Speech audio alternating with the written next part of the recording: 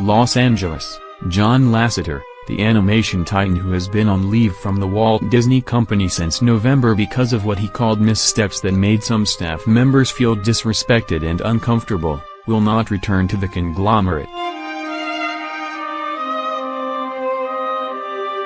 Disney said on Friday that Mr. Lasseter, the co-founder of Pixar Animation Studios who has long been one of Disney's most important creative executives, serving as a force behind the Toy Story, Cars and Frozen franchises, would take on a consulting role at the company until the end of the year and then leave permanently. He will not have an office in the interim. Mr. Lasseter, 61, served as Chief Creative Officer of Pixar and a separate Walt Disney Animation Studio.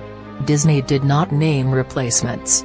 Jennifer Lee, a director of Frozen, is expected to be promoted at Walt Disney Animation, and Pete Docter, the director of films like Up and Inside Out, is expected to take on greater responsibilities at Pixar, according to a person briefed on the matter, who spoke on the condition of anonymity because plans had not been finalized.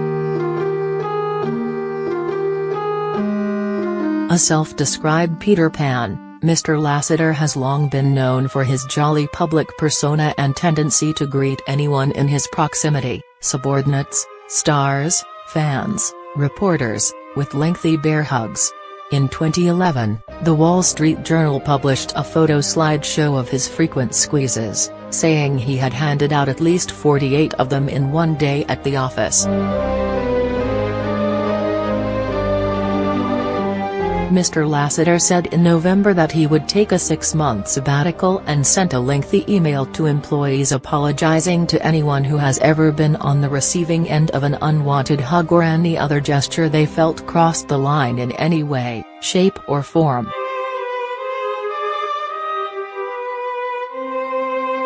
The email came as the hashtag #MeToo and Time's Up movements gained momentum in Hollywood. It also coincided with an article in The Hollywood Reporter that cited grabbing, kissing and making comments about physical attributes as recurring behavior by Mr. Lasseter in meetings and at work events.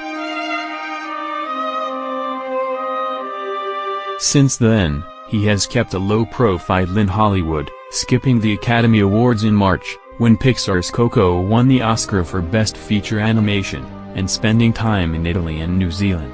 He did not attend the premiere on Tuesday for Pixar's latest film, Incredibles 2, which will be released in theaters on June 15 and is expected to be a box office juggernaut.